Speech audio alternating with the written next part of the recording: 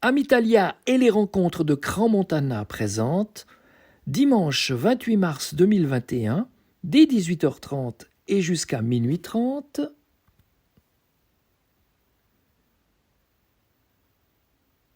Caravage, 1571-1610, l'âme et le sang.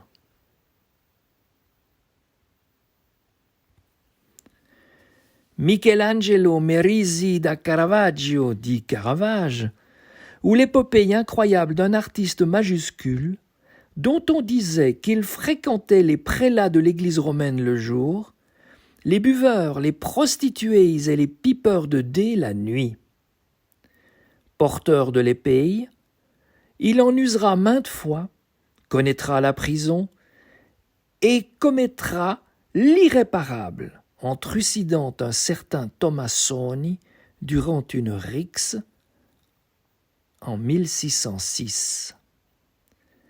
Condamné à mort, il fuira Rome et emploiera les 4 dernières années de sa vie à se déplacer de Naples à La Valette et de La Valette à Messine, avant de revenir à Rome, où il mourra à 36 ans seulement. Les uns disent qu'il est mort d'un coup de chaleur ou de paludisme. Les autres affirment qu'il a été assassiné par la famille Tommasoni ou sur ordre des chevaliers de Malte. Sa vie fut une épopée, sa mort un mystère, sa peinture un miracle. Partout où il sera allé, à Milan, à Rome, à Naples, à Messine, à La Valette, Caravage laissera en effet d'inestimables chefs-d'œuvre. Nature morte plus vraie que nature, sujets extraits de la mythologie, grandes épopées bibliques, ministère de saint Matthieu, ministère de saint Paul, reniement et crucifixion de saint Pierre, vie et mort de Jean-Baptiste, passion du Christ, Marie, mère de Dieu, saint Jérôme, Salomé, David et Goliath, autant de toiles où son visage apparaît parfois en victime expiatoire. La tête du géant Goliath, dans les mains du jeune David, c'est sa propre tête. La tête décollée du Baptiste, que Salomé recueille sur un plat en or, c'est là aussi sa tête. Comme si Caravage voulait, par la peinture, racheter son crime. Quel destin, quel homme, quel génie, et quelle peinture! Caravage, dit-on, est le maître incontesté du clair-obscur et de la manière noire.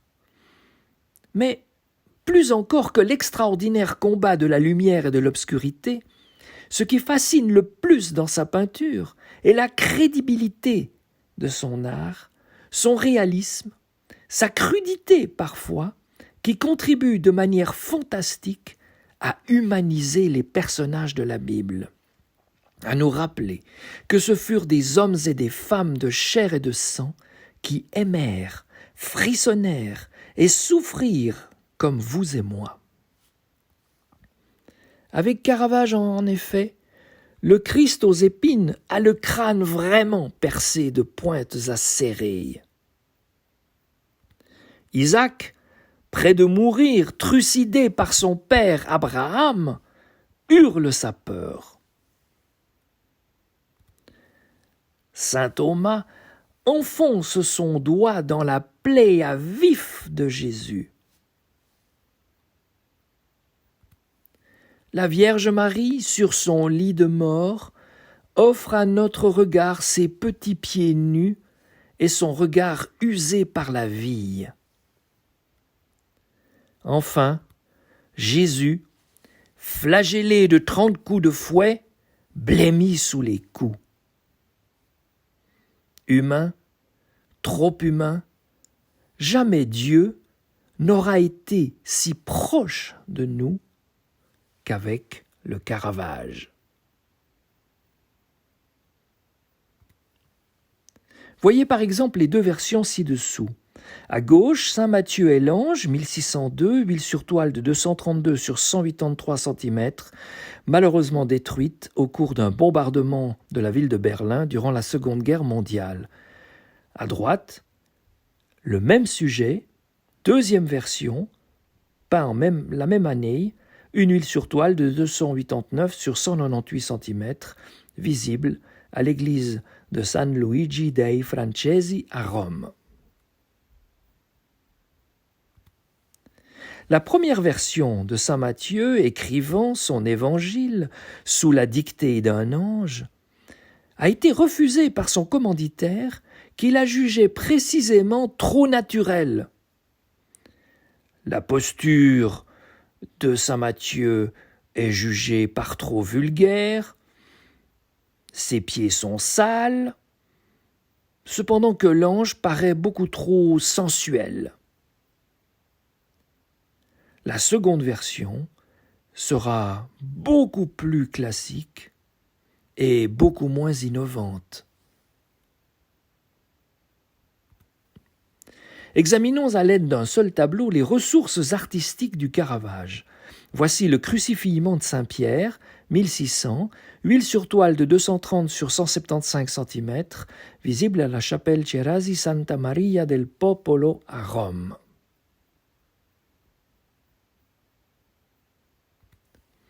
Nous l'avons dit, Caravage, c'est d'abord l'effet de réel. Un effet de réel obtenu par la présence bien visible des clous qui transpercent les chairs à gauche. La pelle pour creuser un trou. La corde servant à l'érection de la croix. Un gros caillou qui servira à fixer la base de la croix une fois celle-ci érigée. Effet de réel aussi, à droite, obtenu par les pieds sales, tant de l'apôtre Pierre que du bourreau tout en bas, de même que les ongles de l'apôtre Pierre qui sont eux aussi sales. Et puis, crucifixion en mode d'emploi, que faut-il faire ? Eh bien, il faut pousser, soulever, tirer.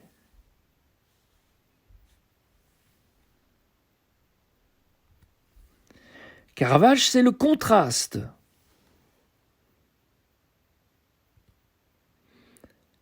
Contraste du bourreau entièrement vêtu et de l'apôtre Pierre dévêtu. Contraste du bourreau qui est dans la nuit, dans l'obscurité, cependant que l'apôtre Pierre est dans la clarté. Contraste enfin du bourreau qui tend vers le haut du tableau, cependant que l'apôtre Pierre tend vers le bas du tableau.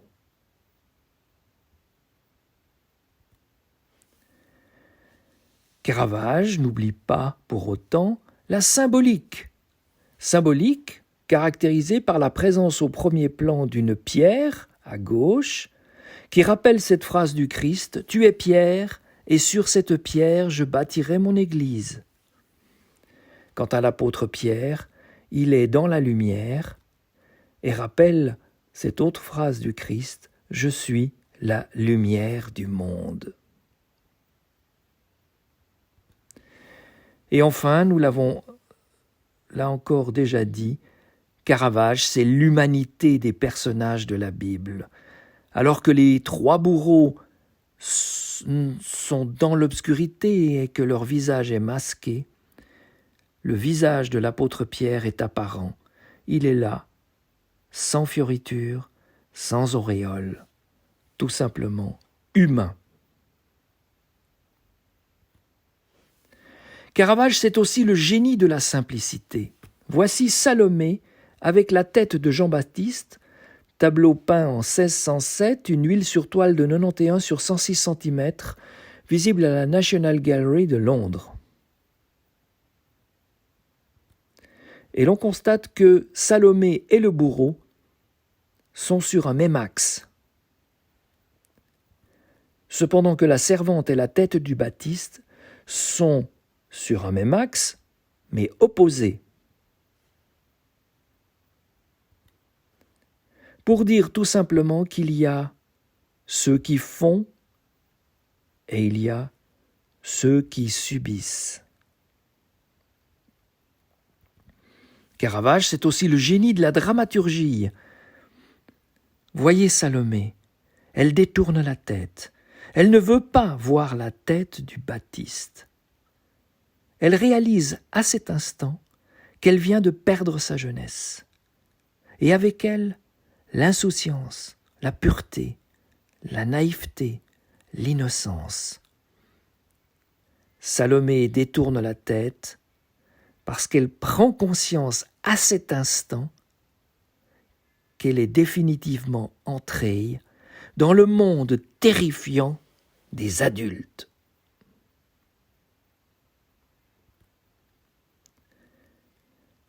Caravage, c'est aussi le génie de l'expressivité.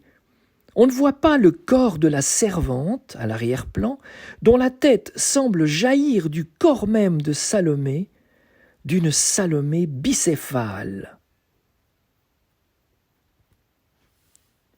De fait, ce visage usé, ce visage vieilli, n'est pas autre chose que l'âme avilie de Salomé.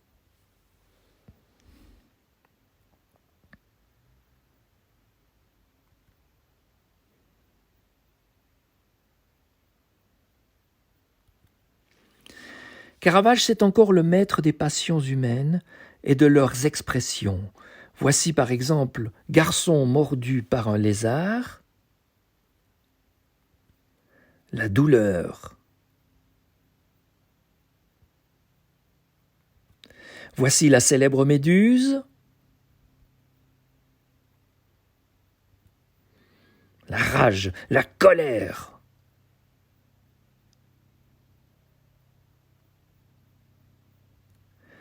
Voici Judith et Holoferne. Tout d'abord, la morbidité.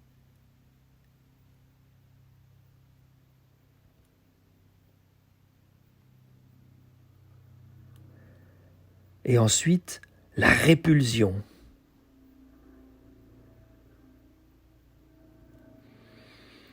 Voici Marie-Madeleine en extase.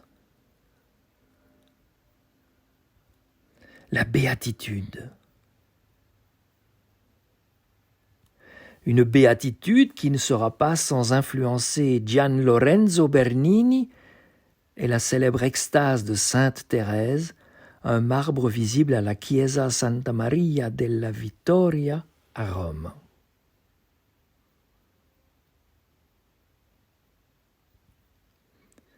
Voici l'arrestation du Christ, le baiser de Judas, la peur.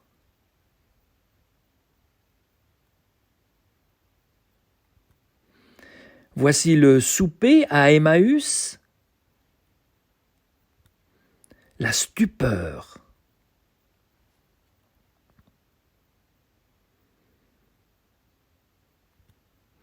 En reculant son siège brutalement, Cléophas déchire la manche de son pardessus. Cependant qu'à droite, Jacques, reconnaissable au coquillage sur le devant, tend les bras, simulant la croix comme pour dire « Mais tu es mort !»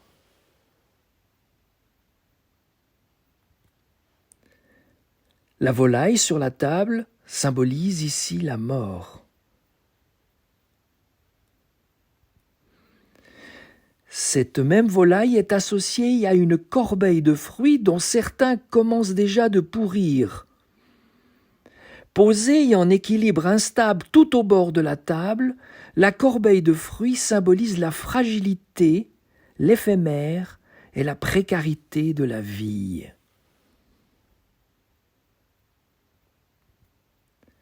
Voici les célèbres tricheurs. candeur, la naïveté.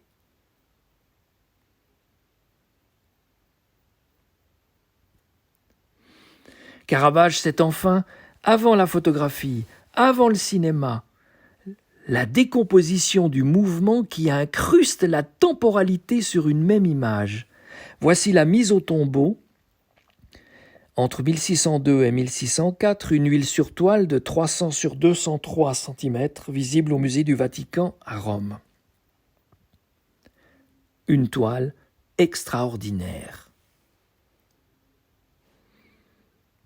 1, 2, 3, 4, 5, 6.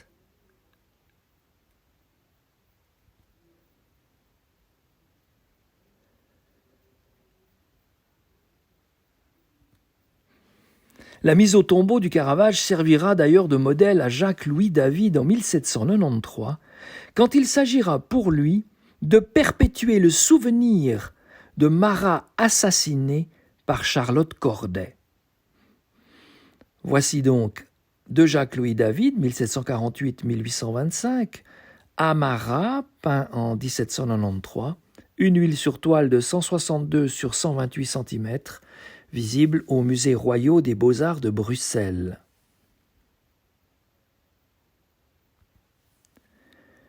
David confère à Marat un statut proprement christique. Il fait de lui le Messie et le martyr de la Révolution française.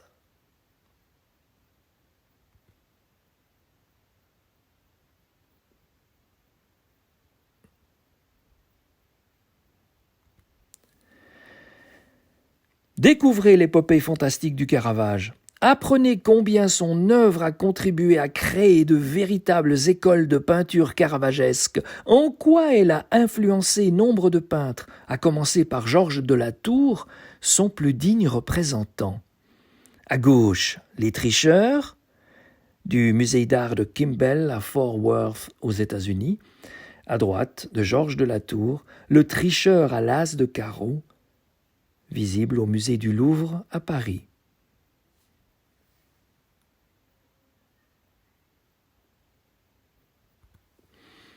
Ou encore, à gauche, La Diseuse de Bonaventure, du Caravage, visible au musée du Louvre à Paris.